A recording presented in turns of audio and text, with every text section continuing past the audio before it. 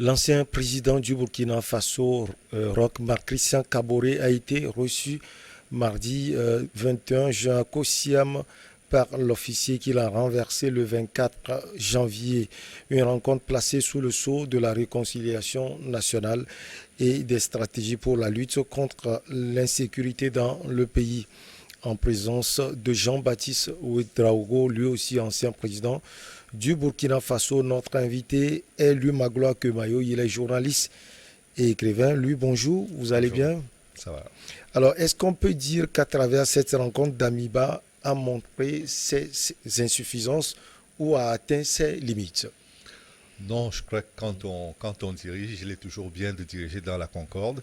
Et c'est d'ailleurs l'une des choses qui caractérise ce coup d'État au Burkina, c'est qu'il y a très peu de contestations politiques venant des acteurs politiques traditionnels par rapport à la manière dont le pays est dirigé. Un coup d'État reste un coup d'État, mais après il y a la manière dont on dirige le pays par la suite. Et je crois qu'il y a une recherche de consensus de la part de Damiba, et je pense aussi que cette rencontre qui a eu lieu au palais présidentiel relève de cette démarche-là, celle d'essayer de bâtir un consensus dans la manière de diriger le pays et surtout de repasser la main aux civils. Alors, mais quand on voit les derniers événements qui sont produits le 14 juin et le 26 mai passé, d'abord le 14 juin, il y a eu plus de 160 morts à Kisenga. Lui, Maglon, on peut se poser des questions. Est-ce que les militaires, comme il l'avait dit, apportent des solutions à l'insécurité dans le pays? Il n'y a pas de solution magique, malheureusement. S'il y en avait une, je pense que tout le monde prendrait la place des militaires pour régler cela et on gagnerait en temps, on gagnerait par rapport aux pertes en vies humaines qui sont de plus en plus nombreuses, par rapport à tous les déplacés à l'intérieur du pays et par rapport aussi à tous les réfugiés qui sont dans les pays voisins. Mais je pense qu'il n'y a pas de solution miracle. Il arrive qu'il y ait des attaques, ce sont des groupes qui ne sont pas des armées constituées, ce sont des groupes qui opèrent en mode guérilla, qui se confondent avec la population et qui peuvent frapper à n'importe quel moment. Donc il faut s'attendre par moment à avoir ce genre de mauvaises surprises, mais l'idée c'est d'avoir une coordination et surtout une cohérence dans l'action qui permettent d'être attentif à ce genre de situation et à limiter ses conséquences. Le 26 mai, c'était plus de 50 morts à Madjouari. Comment trouver des solutions à l'insécurité dans ce pays? Peut-être que les trois chefs d'État ont pu discuter de cela. Oui, je pense que ça fait partie des choses dont ils ont parlé parce que c'est aujourd'hui le problème numéro un au niveau du Burkina Faso et ce problème a conduit à la crise politique dont le point d'orgue a été le coup d'État. Mais je crois qu'il ne faut pas juste limiter à deux chefs d'État ou à deux chefs d'État plus le président actuel, le président Compaoré, qui a également géré un certain nombre de conflits, notamment dans les pays voisins, a une idée de la manière dont il faudrait trouver une solution à cela. Et je crois qu'il faudrait continuer à élargir le cercle de consultation par rapport aux idées qui pourraient être utiles dans la lutte contre le terrorisme au Burkina. Alors, pour l'ancien président Blaise Compaoré, selon vous, quel modus operandi utiliser? Vu qu'il y a un procès contre lui, qu'il a été condamné et que pour le moment il préfère vivre en Côte d'Ivoire, dans le pays de son épouse, dont il a aussi pris la nationalité, je crois que ce sera compliqué. Mais c'est justement parce que c'est compliqué qu'il faut des politiciens chevronnés pour arriver à trouver des passerelles pour régler des problèmes comme celui-là. Je crois qu'il ne faut pas complètement marginaliser le président Compaoré. S'il y a moyen de le consulter, même par des voies électroniques, je crois qu'il ne faudrait pas se priver de ce moyen-là. Alors, les trois chefs d'État ont aussi parlé de la conduite de la transition. Est-ce que cela veut dire que les deux anciens chefs d'État seront consultés pour la bonne marche de la transition? Non, je crois qu'il ne s'agit pas uniquement des deux. Il faut bien commencer quelque part, il faut commencer avec certaines personnes. Ces deux ont été les premières personnes avec lesquelles il a commencé le dialogue, mais je crois qu'il va très vite élargir cela à d'autres personnes. Vous avez vu au Mali, par exemple, il y a eu des consultations populaires, des réunions populaires pour donner un sens, donner une direction à la gestion de la crise et sortir et préparer surtout le retour à la vie constitutionnelle normale. Je crois que ce n'est qu'un début et que au fil de l'évolution de la situation, l'opposition sera consultée, les partenaires au développement seront consultés, la société civile sera concertée. Bref, je crois qu'il y aura, ce n'est qu'un début, et j'espère qu'on ne s'arrêtera pas à ce début qui semble prometteur et qui ne devrait pas marquer la fin du processus de Les concertation. dirigeants burkinabés avaient même parlé de réconciliation, ils avaient même parlé de négociations probables avec les groupes djihadistes. Est-ce que c'est aujourd'hui, selon vous, comme du beurre de le faire? Non, je crois qu'il ne faut pas dire groupe djihadiste. Ce qu'il faut d'abord voir, c'est que ce sont d'abord des Burkinabés qui se sont soulevés contre leur pays. Certains ont été enrôlés dans des mouvements djihadistes. Leur première nature, c'est d'être Burkinabé avant d'être djihadiste. Donc si l'État consent à se mettre à table avec ces personnes pour discuter, ce n'est que le bon sens politique. Après, s'ils préfèrent se considérer plus djihadistes que burkinabés, ils s'auto-excluent de la nationalité burkinabé. Et je crois que là, il n'y a plus rien à faire. On ne peut plus continuer la discussion dans ces conditions-là.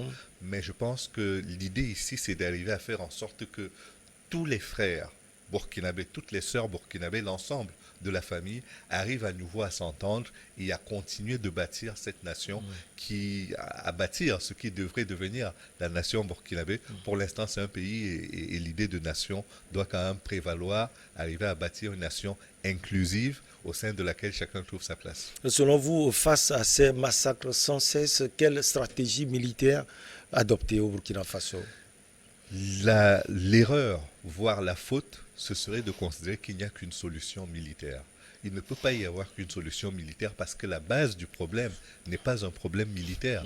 C'est un problème d'abord d'inclusion citoyenne, d'insuffisance de l'État par rapport aux services qu'il doit apporter aux uns et aux autres, par rapport à la manière dont il peut couvrir la sécurité sur l'ensemble du territoire, par rapport aux chances qu'il peut donner aux uns et aux autres de vivre en paix et de jouir de leur nationalité au même titre que tous les autres citoyens.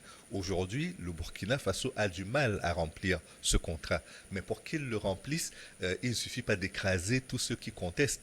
Il ne suffit pas d'écraser tous ceux qui se sont perdus par moment en allant vers les mouvements djihadistes. C'est de les ramener dans la maison et on les ramène en étant concrets. On dit qu'il n'y a pas d'amour, il n'y a que des preuves d'amour. C'est à l'État de donner ces preuves d'amour et c'est à l'État de trouver les moyens de faire en sorte de remplir les missions qui sont les siennes et qu'il ne remplit pour le moment pas suffisamment. Cette solution, le président nigérien Mohamed Bazoum l'avait proposée également. Alors, comment aller vers ce dialogue concrètement, Lumagloa Kebayo? Le dialogue est possible quand on est tous de bonne foi. Si on vient à une table de discussion et que l'on a l'impression qu'on ne doit rien lâcher, mais qu'il y aura un dialogue, là c'est un monologue ou alors un multiple monologue où chacun fait son tour de monologue, puis passe la parole à l'autre qui fait son monologue. Et de cette manière-là, on n'arrive à aucun résultat. Ce qu'il faut, c'est de la bonne foi pour chacun de dire, OK, nous avons été en désaccord, c'est la raison pour laquelle on doit discuter, parce que s'il y avait accord, on n'en serait pas là. Donc, vu qu'on est en désaccord, on va essayer de trouver des solutions. Chacun réfléchira un peu dans sa position et cela permettra qu'on trouve un consensus et que l'intérêt général soit préservé. Si on va dans ce sens-là, je pense qu'on y arrivera d'une manière ou d'une autre, surtout avec l'aide des autres pays à côté.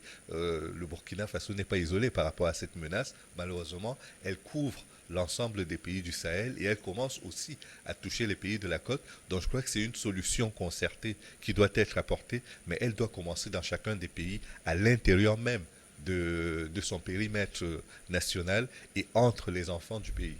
Alors, visiblement, pour le moment, l'armée burkinabé n'est pas aguerrie pour faire face au groupe djihadiste. Des soutiens des partenaires peut-être? On commence par la CEDEAO peut-être? Aucune armée n'est aguerrie face à la menace djihadiste. Là, on parle d'extrémisme violent qui prend une connotation musulmane, violente également, avec une conception très à côté de ce que devrait être la République. Mais aucun pays n'a trouvé de solution à cela, malheureusement. Le terrorisme en France, aux États-Unis, en Espagne, en Angleterre continue de faire du mal. Et les décisions qui ont été prises sur le plan légal essaient de contenir cette mesure-là. Mais il arrive encore qu'on ait des attaques à un moment ou à un autre. Et ces pays vivent aujourd'hui, et quand je dis aujourd'hui, c'est depuis 2001, vivent avec l'épée de Damoclès d'une attaque terroriste qui pourrait survenir à n'importe quel moment. Donc à notre niveau, que ce soit au Burkina, au Mali ou ailleurs dans les pays de la côte, personne n'est à l'abri.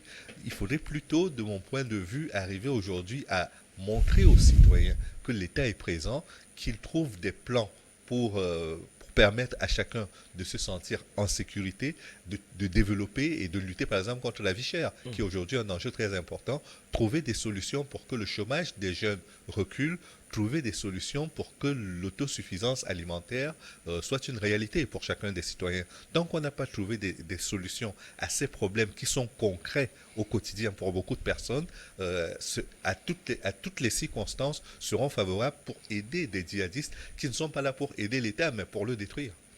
Bon, donc, vous voulez dire que la population doit être au cœur de la lutte contre le djihadisme?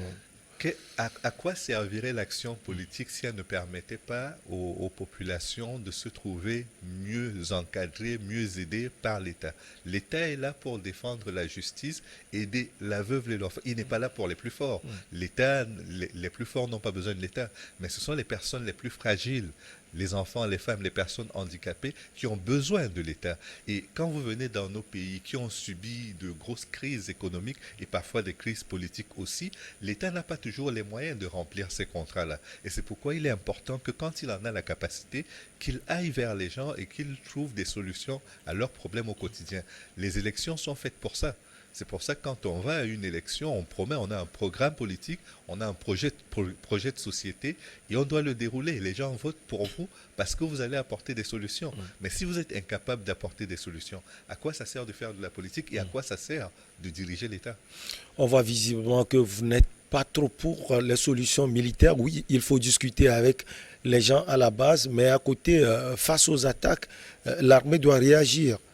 D'où le soutien peut-être de la CEDEAO. Pourquoi pas? Oui, ce que j'essaie de dire, c'est que l'État ne doit pas avoir l'impression que la seule force, le monopole de la violence qu'il a, suffit pour régler les problèmes. Ça permet de régler certains problèmes, mais pas tous les problèmes.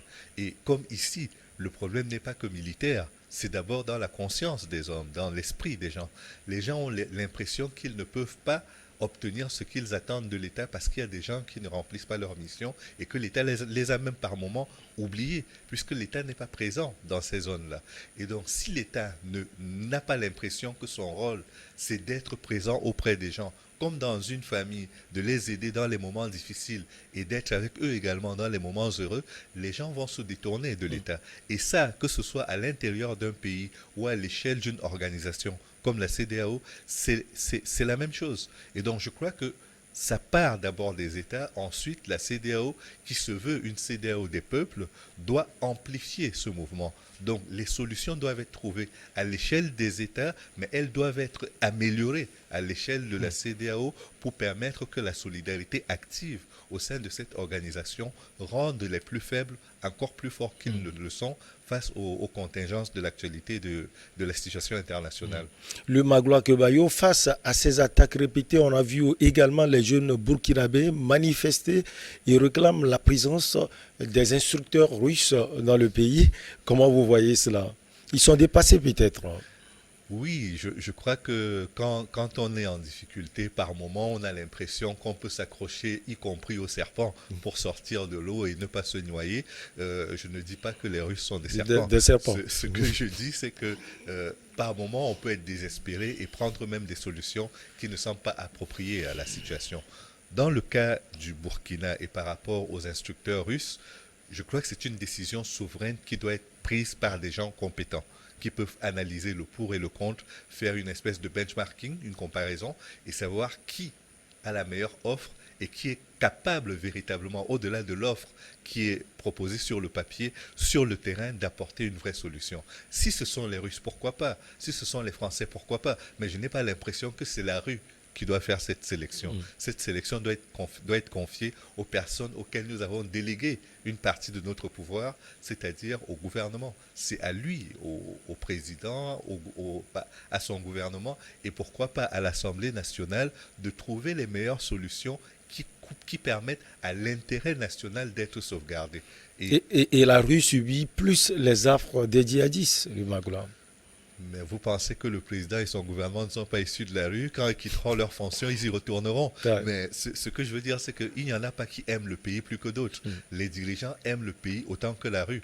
Et si les populations ont choisi des dirigeants pour leur confier une partie de l'autorité qu'ils exercent, c'est pour qu'ils fassent des choix éclairés par rapport à cela. Si ces personnes ne sont plus à la place qu'il faut et ne remplissent plus le contrat, on les démet. Au Burkina, ça s'est vu. Le départ de Blaise Compaoré a été l'expression d'une volonté populaire. Et on l'a vu dans d'autres pays, quand vous ne remplissez plus le contrat, on vous met de côté. Mais tant que vous êtes en activité, on doit vous faire confiance, c'est le minimum, je pense. Mais ce qui est arrivé récemment, même au Mali, prouve à suffisance que la solution n'est pas seulement militaire. Il y a eu plus de 160 morts au centre du pays. Oui, et au-delà même du fait de parler de la solution militaire, je crois que le choix des partenaires aussi est important. Et la France est venue, ça fait 9 ans qu'elle est sur le terrain. On ne peut pas dire que c'est un franc succès. Ces derniers temps, il y a quelques succès qui ont été remportés grâce à la capture ou ou à l'assassinat de certains chefs chefs terroristes, djihadistes. Donc ça, on peut le mettre au crédit de la France. Mais il faut reconnaître aussi que l'action de la France est insuffisante par rapport à ce qui se passe dans le Sahel aujourd'hui. Et s'il fallait ajouter d'autres acteurs ou trouver les moyens d'avoir une solution au sein du Conseil de sécurité des Nations Unies pour que la solution soit multilatérale et respecte quand même, parce que c'est un enjeu de paix. Et l'organisation aujourd'hui à l'international qui gère la paix dans le monde, c'est l'ONU. Ce n'est ni la France ni la Russie prises individuellement. Ce sont tous ces pays-là qui font partie du Conseil de sécurité qui luttent et qui doivent lutter pour le respect de la paix dans le monde.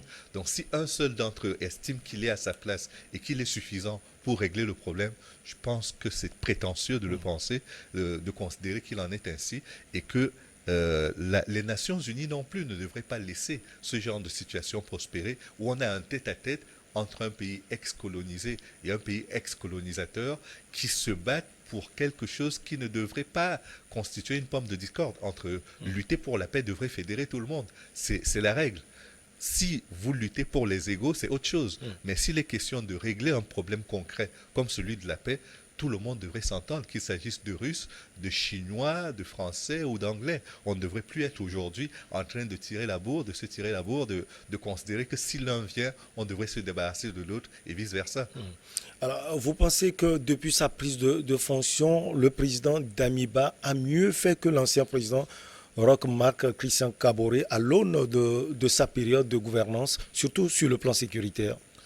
Non, je ne veux pas établir de comparaison parce que les bilans ne se font que quand on a terminé. On peut faire le bilan de Roch Marc Christian Kaboré aujourd'hui. Il n'est plus au pouvoir. Quand le général Damiba ne sera plus là, nous pourrons faire son bilan et faire même un bilan comparatif avec tous ses prédécesseurs, y compris Roch Marc Christian Kaboré. Mais pour l'instant, il est encore au pouvoir. On verra s'il a une inspiration ou s'il arrive à réaliser des miracles. On s'en rendra vite compte. Tout à l'heure, vous avez parlé des discussions avec la société civile et l'opposition. On a vu les opposants qui soutiennent mordicus le président Damiba. Vous pensez que c'est un pas vers la réconciliation dans ce pays? Comme je le disais au début, je crois que ce qui se passe au Burkina est assez curieux parce que c'est un coup d'État et tout le monde reconnaît que c'est un coup d'État. Mais à la différence du Mali et de la Guinée, pour ne citer que ces 3 exemples, on a l'impression qu'au Burkina, ça se passe plutôt bien. C'est-à-dire les gens ne se plaignent pas beaucoup. Il n'y a pas beaucoup de contestation de la part des leaders politiques régulièrement établis et il y a même une volonté d'accompagner cette transition qui est en train de se mettre qui est en train de commencer. Et donc je crois que ça fait une très grosse différence et Et ça fait qu'on devrait avoir un peu d'humilité quand on qualifie souvent les événements qui ont lieu dans des pays que nous ne connaissons que très peu et dont nous ne connaissons que très peu. Les mécanismes de concertation en interne. C'est peut-être à cause de la plaisanterie, du rapport à la je ne sais plus comment l'appeler, la parenté à plaisanterie. Oui. C'est peut-être pour ça que ça se passe bien au Burkina, mais j'ai l'impression que la concertation est restée une règle et que même quand on conteste l'autorité des militaires qui ont pris le pouvoir par les armes, on le fait en se disant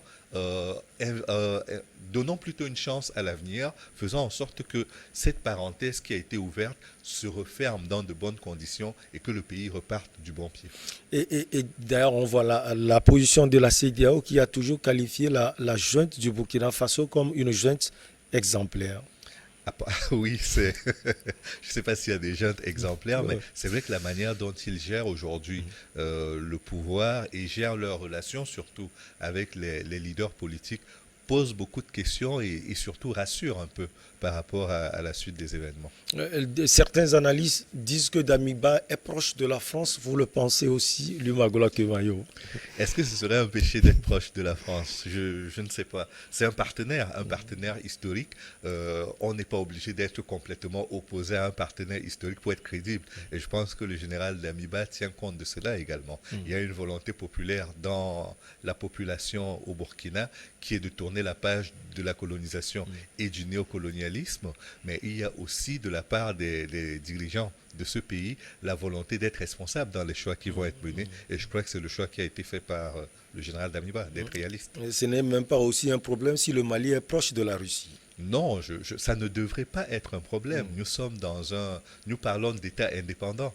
Nous ne parlons pas d'États qui sont obligés de demander l'autorisation à un autre État pour établir des relations diplomatiques. Le Mali est un pays indépendant. Il peut établir des relations avec la Chine, avec la Corée du Nord, avec le Cameroun, avec le Togo, avec qui il veut. Il n'a pas besoin d'avoir l'approbation ou la désapprobation de qui que ce soit. C'est pareil pour tous les autres pays. La France ne demande pas son autorisation au Mali pour aller faire la guerre en Libye ou pour établir des relations très proches avec la Russie ou l'Ukraine. Donc je crois qu'on devrait de ce point de vue-là rester quand même, garder les pieds sur terre. Damiba a-t-il compris que la solution est tous azimuts, selon vous? Ce qu'il a compris, c'est qu'il ne suffit pas juste de remplacer quelqu'un pour faire mieux que lui. Je crois que c'est la première leçon qu'il a retenue.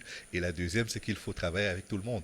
Et s'il a retenu ces deux leçons-là et qu'il a d'autres choses à proposer, peut-être que cela permettra de faire que son passage à la tête de l'État soit quelque chose de constructif.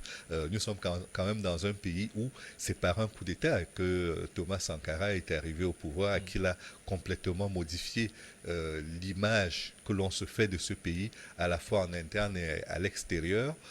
Peut-être que Damiba voudrait marcher dans les pas de Thomas Sankara, espérons-le. Vous l'aviez dit tout à l'heure, peut-être qu'il ne faudrait pas aussi oublier Blaise Compaoré pour assurer la sécurité au Burkina Faso. Il y a des gens qui sont en prison, Gilbert Diendéré, il y a aussi Djibril Bassolé. À un moment donné, il faudrait les consulter aussi, le Magola Kemayo. Oui, surtout que dans le cas de Djibril Bassolé, il n'a pas travaillé qu'au Burkina. Déjà, c'est un gendarme, donc il a servi son pays en tant que soldat.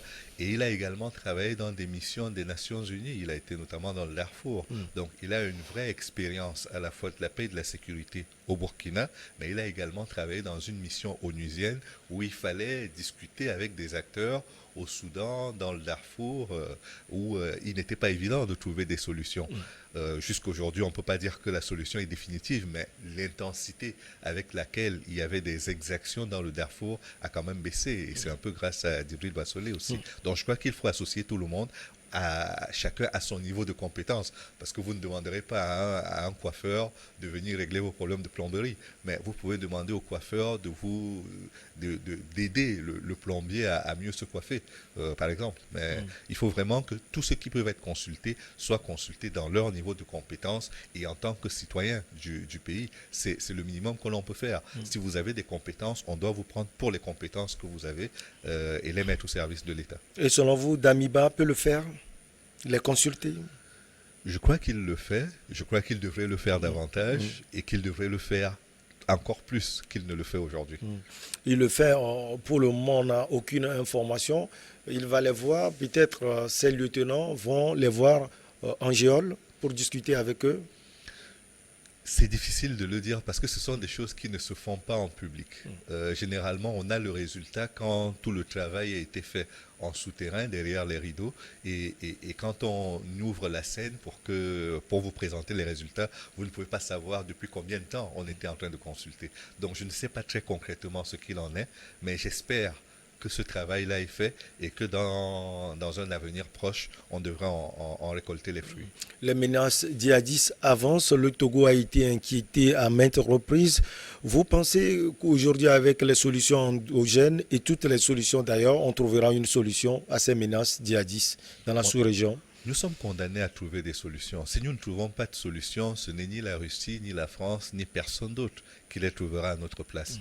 Donc, et le Togo et les pays du Sahel et l'Algérie, ainsi que la Libye, qui est quand même le foyer de toute cette tension, je pense qu'ils doivent se mettre ensemble pour trouver une solution. Et aussi bien la CEDEAO que l'Union africaine devraient travailler main dans la main et s'impliquer davantage pour trouver des solutions. Je le dis parce qu'on a peut-être l'impression que l'Ukraine est aidée juste parce que c'est un pays européen. Mais c'est normal, l'Ukraine est sur le continent européen. Et c'est pour ça que tous les pays européens se sont solidarisés pour venir à son aide quand elle a été envahie par la Russie. Nous avons dans le Sahel plusieurs pays qui ont été attaqués, non pas par d'autres États, mais par des terroristes, par des extrémistes violents.